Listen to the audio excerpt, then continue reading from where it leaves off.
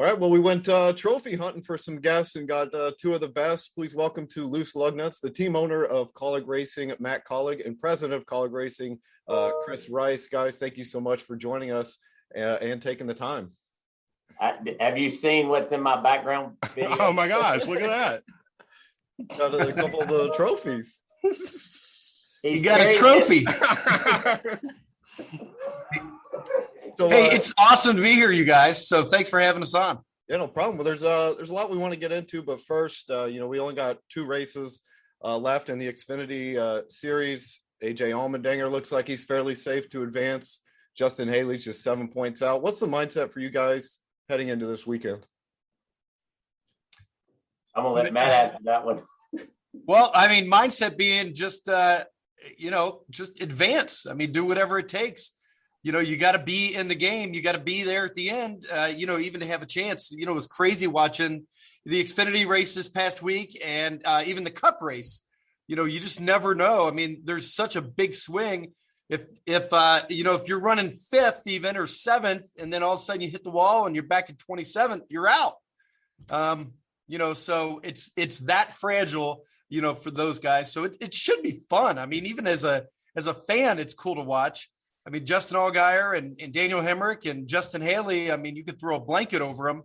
One bad run in the first stage, one of the guys finishes second and one guy finishes 11th. I mean, it's a whole different ball game. So it'll be exciting to watch.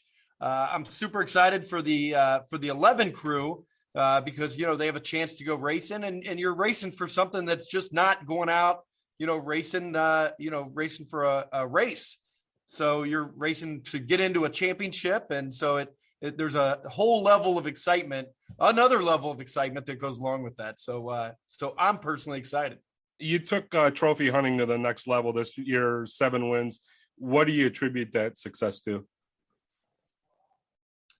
That'll be for Chris. Oh, that's for me. Okay. I thought it was for Matt. Well, I contribute that to great leadership with Matt, but also, we got great drivers. Our drivers had set us up to another level. They pushed us really hard to be better each and every week. And then you get the great people. Matt taught me one thing: you hire people smarter than you, and then you look like a genius. And our guys that work really hard here, they're very smart. I mean, we got 3 great crew chiefs, got a bunch of great engineers, we got a bunch of people that work on the cars. But I mean, it's just, we've worked really hard over the last 6 years to trophy hunt. And it was a process. It was a plan. We knew going into it was going to be tough, just like the days we're going into Cup racing. We know that's going to be tough, but Matt and I talk every day, and we talk about how to win races and how to be better and how to be bigger. And the big thing is don't quit working. I wake up early every single morning, and all I worry about is how we're going to win the next race, how we're going to make it to the championship.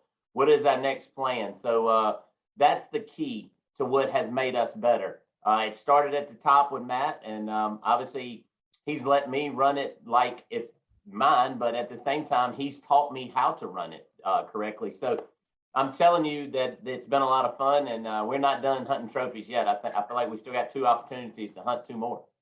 There you go. And then it seems from our perspective that you guys have such this great team chemistry, and that the guys really want the team to succeed and not just themselves, and they don't seem very selfish. Matt, would you agree with that assessment? And how did you go about instilling that in this team? Yeah, well, I do agree with that assessment, and the guys do work good together. Even all the teams. I mean, that's one thing that we have honestly talked about almost every day. We talk to everybody about that. It's a team. Even though in the Xfinity series we've got 3 drivers, we've got 3 cars, we've got the 10, the 11, the 16. And, but we always tell Jeb and Justin and AJ that, if one of them wins, we all win. I mean, that's just, I don't know how else to say it, except, we talk that way. And I think the guys genuinely want to see each other win. If they can't win the race, then if one of the teammates wins, then, it's a win for Kaulig Racing. And so it's really just something that you talk about. It's something that they've actually proven that they're happy, and it does help them out. I mean, Chris has done a really amazing job of doing that and instilling that atmosphere, even in the race shop. is like, well, we don't just have one crew working on the 10. We don't just have one crew working on the 11 and another crew working on the 16. And they just kind of separate and we have 3 different teams. It's all one team. We just happen to have 3 different cars on the track, at one time. So, yeah, it's on purpose. Yeah. And then when you first started the team out, how important was it to get someone like Chris, who's been around racing, has vast experience in NASCAR, to run the operation? And then Chris, what did you see in Matt and his vision when he first approached you? Well, I mean, I couldn't do it. I mean, we just could not build a race team without Chris. I'd say someone like Chris, but I think without Chris, of him being he did know everything. I didn't know that he knew everything about racing and all the jobs that he had.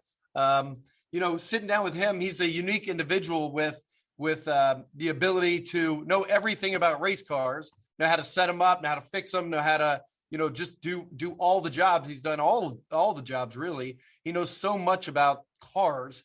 And then, he's a brilliant business mind as well. He sat down, the very first meeting I had with him was talking all about numbers and the business side of NASCAR and about racing. So, I think I knew that it was important that he run the business, but I didn't know that he knew so much about cars. You know what I mean? Yeah. And so that's a great surprise. He would probably think I would say the opposite of like, man, this guy's been a crew chief. He's been a car chief. He knows all about cars, but man, we really have to teach him the business side. I think it's almost like the opposite of, well, he actually knew all of it, just probably needed the opportunity with a team somehow, to be able to showcase, his talents that way. So, he's a great salesman. He's a great motivator. He knows about car. He knows about teamwork. So he's just, and you see, even in the background there, he's got a bunch of trophies and, it's been a fun ride.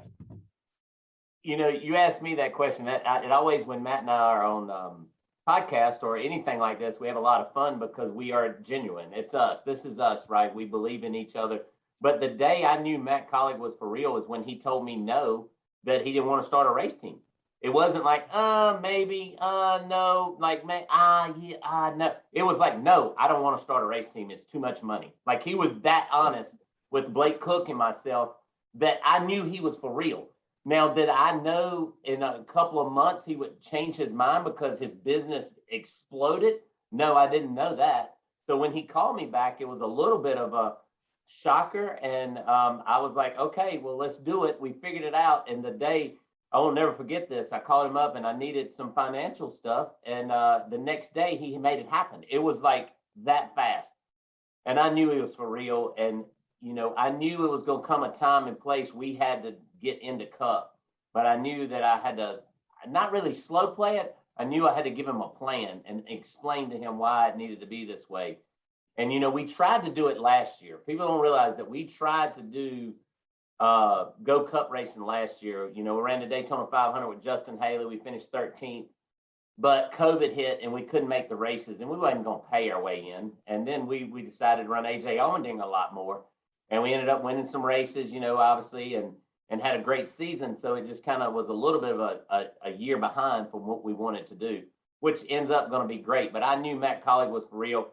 And listen, everybody can say what they want to. They've seen NASCAR guys come in. They've seen them spend a ton of money and they've seen them leave. That's not Matt Kaulig because we do it way different than everybody else. We stood on a pit box at Indy when we won this trophy behind me, and we looked at each other and said, we're going to do it our way and forget everybody else. And we do it differently than everybody else. And he's going to be in the sport along with myself a long time. We're only 47 years old, 47, 48 years old. We're not that old. So I don't feel like we're that old. Sometimes I'm tired and I feel that old, but we're not that old. So we're ready to rock. We're continuously trying to grow our business, grow our race team, win trophies, and not grow too fast where it hurts us. Gotcha. Some of my favorite Xfinity moments is when Dale Earnhardt Jr. is doing a race. He's talking about how great your teamwork is, and then one of his drivers leaves one of his other drivers out to dry. Has he or any of the other owners approached you guys and just tried to figure out how you guys get him to work as teammates? Well, I think they approach us a lot, but it's all in friendly fire, right? Like it's nothing.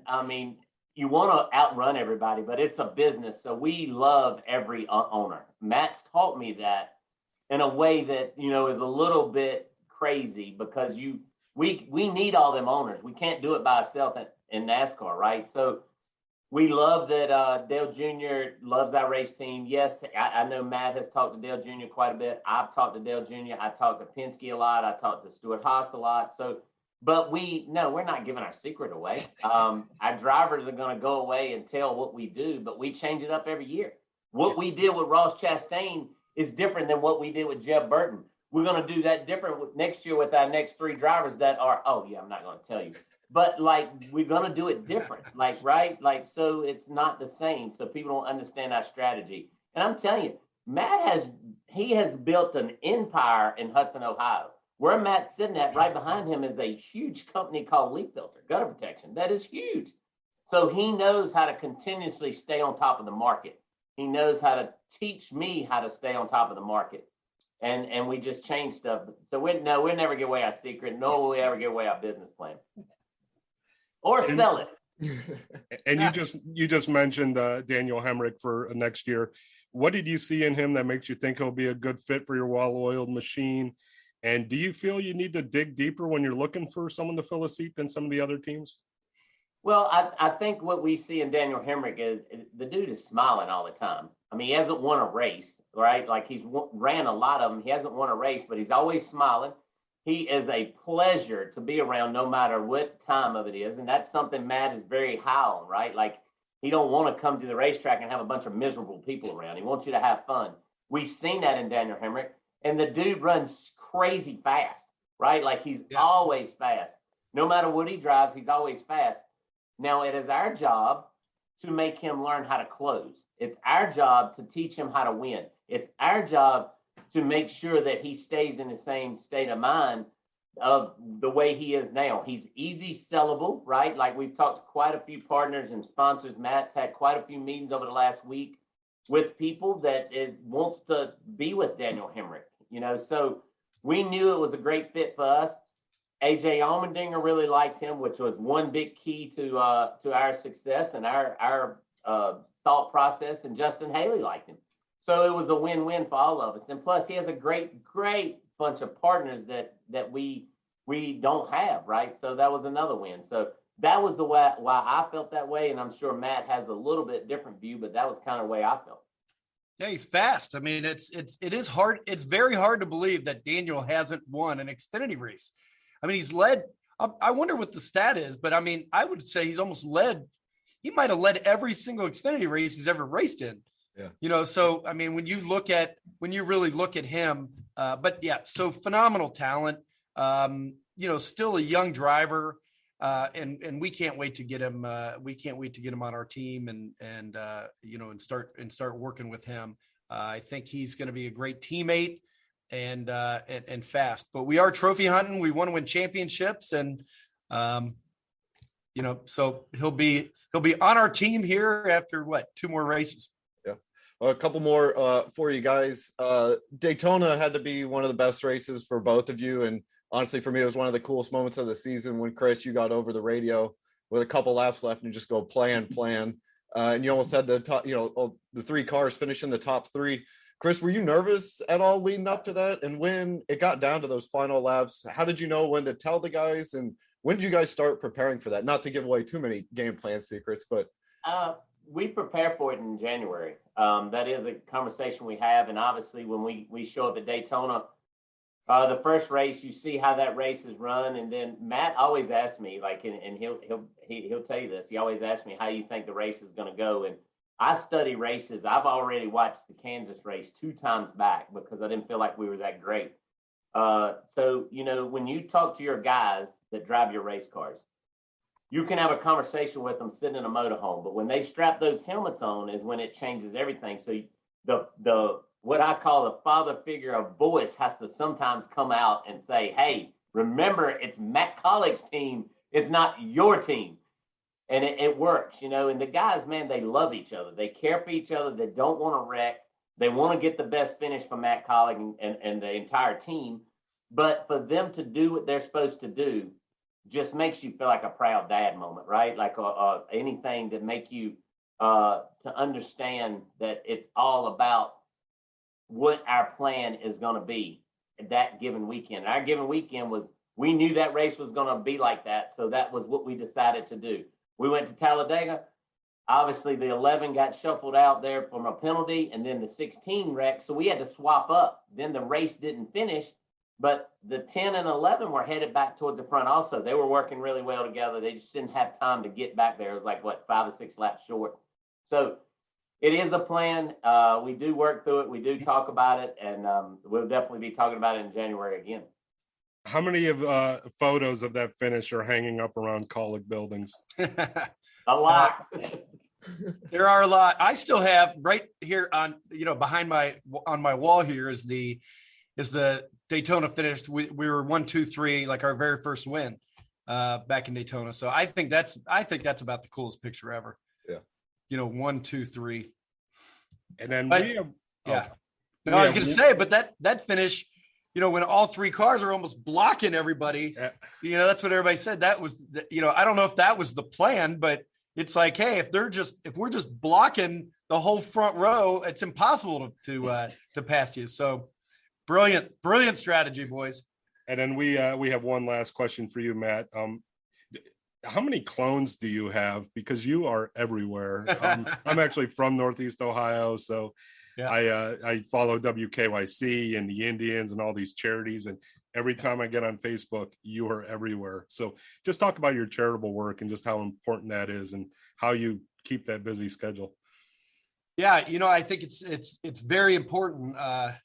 It's very important for philanthropy, and we have our Kaulig charitable giving programs that we've worked with over 100 501c3 organizations, not only donating money, but really donating our time, to the cause. So you mentioned Cleveland Indians. We've been very involved in the Cleveland Indians charities.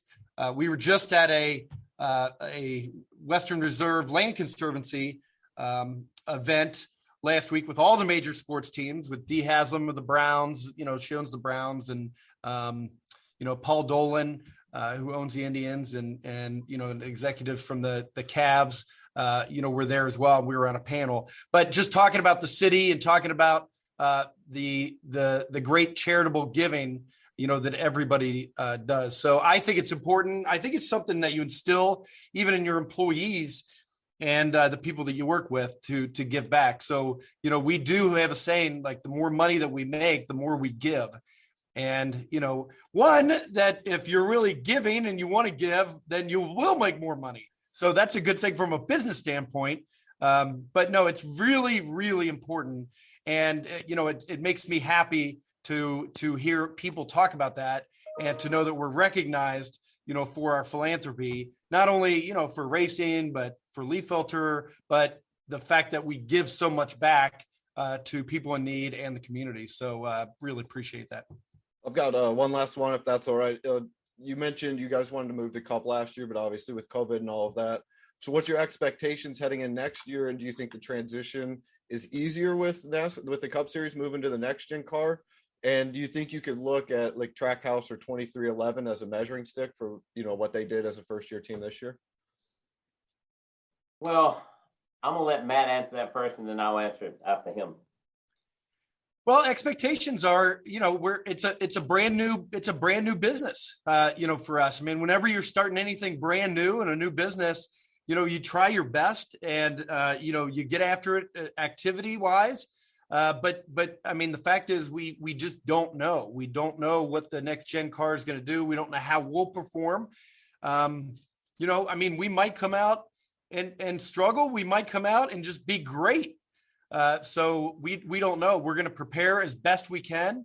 But, I think we've said all along, even from the time that we announced that we were going Cup racing, is like, hey, our expectations in the Xfinity series are to really are to be fast, run up front, win a bunch of races, contend for a championship. And, those are the expectations, just because we've been doing it a while and we've proven that we can do it. So we want to keep getting better and better that way. First year in Cup, it's a different garage. You're around different drivers. You're around different teams. You're around a different environment. I don't know if the pressure is greater. It probably is. We'll see. We'll see how it is. But we couldn't be more excited. I think we did a great job, and it was all Chris's design. Really, is to run 7 or 8 races this year in the Cup Series, almost as a dress rehearsal. For getting into it full time. But you guys are right. I mean, the next gen car throws a whole different spin on everything for our team and for the other teams. It's almost like the other teams feel like, man, everybody's brand new, and so it's exciting. It's kind of exciting just to watch it unfold. Yeah, and it's going to be tough. I don't know that we compare ourselves to 2311 or Trackhouse. Obviously, you look at those guys and where they're at. We obviously, I think the 2311 is about a 27th, 28th place in points or something like that. And then the Trackhouse car, just because I keep up with it, because that's our charter after the next 2 races, I think it's 24th in points. Our expectations, I want to be a little higher than that. I want to be somewhere around 15th to 25th. That Justin Haley's got to get after it. He's got to be the guy that leads that brigade. But, I'm going to push our guys to be there. We push really hard. I know Trackhouse does, and I know 2311 does. But we're going to take our second charter and do some different things with it to make sure that our program stays on top of the top, right? Like we're not just going to go in and say we can win races. We know how hard it is. We know what we're up against, but we're not going to lay down and be okay with just mediocrity, right? And that's just the way we are. That's the way Matt has taught me. We just want to get in there and dig. We want to dig and get ourselves involved with the Hendricks, the RCRs, the Penske's, everybody that's great right now. We want to be right there with them one day and sooner than later. We want to hunt those trophies. It's pretty cool to already say we have a Cup trophy, and to be the Brickyard on top of that's actually absolutely one of the coolest things that we've done as a company. But it's not overshadowed, and we know that when we go to those races, it's very hard to win those races. Yeah, there's nothing better than kissing those bricks, right? Man, that thing kissed me back. I don't know. Well, guys, we really appreciate you guys taking the time, and what you guys have done and will continue to do in the sport is very exciting. And as fans, I think you guys are one of the best teams to watch, and we really appreciate you guys coming on and talking to us. Awesome. Well, it was great talking to you guys, and great being on. Anytime, call us. Yeah, we'll do. Thank you very much. Thomas, I don't know if this is going to be on all your social media, but your name just wants to make me crack up every time. Like Thomas Dick from the Loose Lugnuts podcast. I don't know, man. That's pretty funny. I kind of like it. Thank you very much. And tell Kim thank you. I went to college with Kim, so. Oh, okay. Yeah, BW. Yep.